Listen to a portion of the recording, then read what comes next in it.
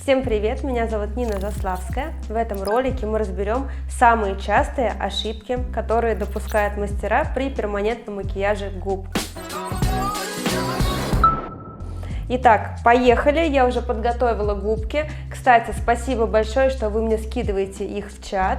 И если вы хотите, чтобы я разобрала именно вашу работу, прикреплю ссылочку в описании, переходите в мой телеграм-канал и оставляйте свои работы на разбор. Итак, перед нами первая работа, и сразу хочется отметить самую такую прям ошибку, которая очень режет глаз. Это уголочки губ, другими словами, они называются комиссуры губ. И вот посмотрите, как нужно бы было сделать, чтобы рот выглядел аккуратно, чтобы не было вот такого клоунского рта и губа была какой-то такой бесформенной. Поэтому при отрисовке эскиза мы сразу ставим точку, где будет смыкаться верхняя губка с нижней, и они должны уходить именно в одну точечку. И уже из этих точек мы вот таким образом соединяем, отрисовываем красивый вкусный эскиз губ. Ну и, конечно, по цвету мы видим, что где-то вот такие моменты, яркие точечки, там, скорее всего, пигмент немножко засажен, поэтому этому мастеру нужно работать немного полегче, сильно не нажимать, не травмировать поверхность губ. Еще такие точечки и пятнышки могут быть от того, что во время процедуры наносится много анестезии. В состав анестезии входит адреналин, он останавливает кровь, то есть кровь немножко запекается под кожей и тем самым образуются синячки. В таком случае никак уже работу не сфотографировать в самом конце, не показать ее, не преподнести в своих соцсетях. Вообще советую на губах пользоваться прям минимальным количеством вторичной анестезии, либо если вы уже под конец хотите добавить анестетик, клиентке больно, вы можете воспользоваться первичной анестезией, то есть кремом. Она тоже прекрасно работает, но уже в составе не имеет адреналина, то есть у вас не будет во время процедуры никаких пятен, не будет губка выбеливаться и красиво, равномерно будет лежать пигмент. Ну и также вот здесь немножко есть недокрасы на слизистой, пробелы. По контуру прям пигмент очень ярко лежит. По заживлению, скорее всего, будут серединки пустые, а контур очень яркий. Тоже обратите внимание, все-таки пигмент должен лежать равномерно, иначе будет эффект съеденной помады.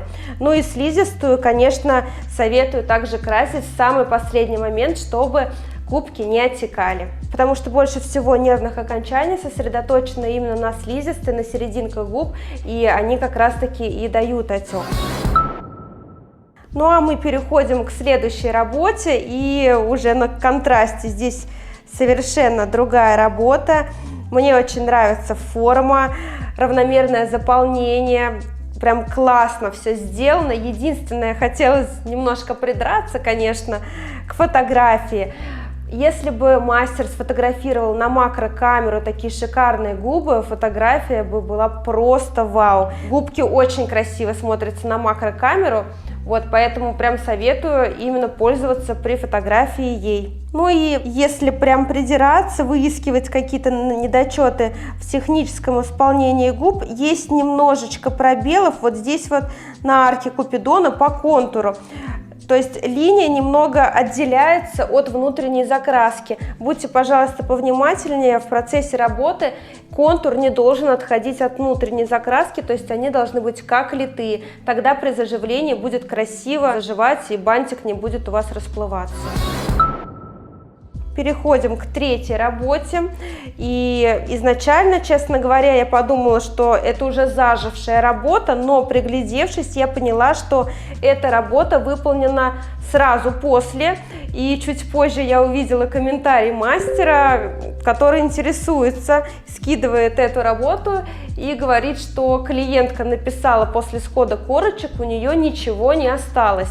Давайте разберем, почему же ничего не осталось, да, но тут, по-моему, очевидно ясно, потому что очень много пробелов на губах, они прям очень прозрачные, тут не докрашено, контур где-то вообще съеденный, то есть все-таки линия должна выделяться, она как раз-таки, эта линия контура нам фиксирует будущую форму. Я не говорю абсолютно о том, что она должна быть какая-то яркая и четкая, но она должна виднеться такой полупрозрачной царапинкой, и как раз-таки от этой царапинки мы уже мелкими штришочками должны растушевать, как бы закрепить контур, потому что если мы хорошенько не пройдемся, у нас вот будет такая съеденная картина, и потом будут вопросы от клиентов, где мой перманент, у меня ничего не осталось.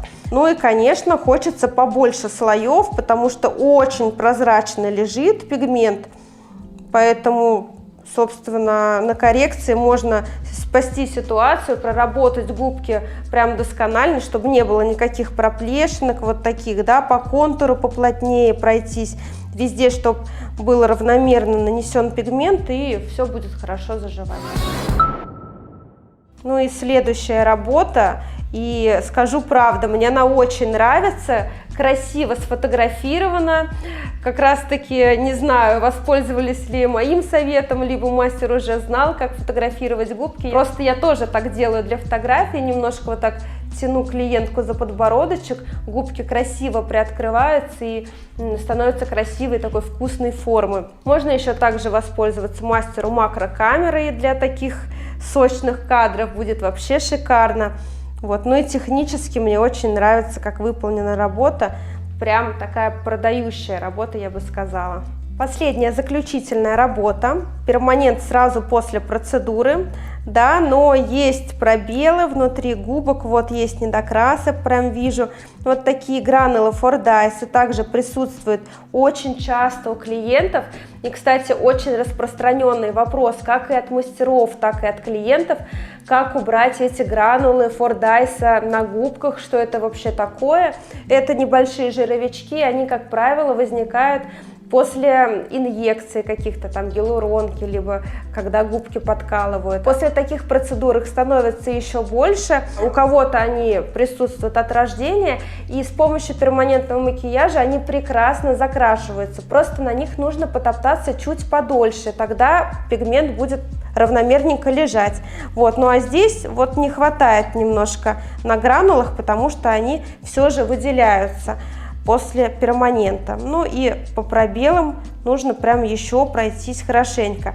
Хотя вот такие кадры именно натуральных прозрачных губ больше привлекают клиентов, согласитесь, все у нас сейчас гонятся за натуральности, но тренд у нас такой, и я, конечно, это тоже очень приветствую, но мы как мастера перманента должны смотреть наперед, как же это потом будет заживать, и зная то, что перманентный макияж губ при заживлении теряет цветность примерно на 60%, скорее всего, губки тоже будут очень прозрачные, и клиентка скажет, что она хочет поярче, либо же совсем так же, как предыдущая, спросит, а где мои губы, там ничего не осталось.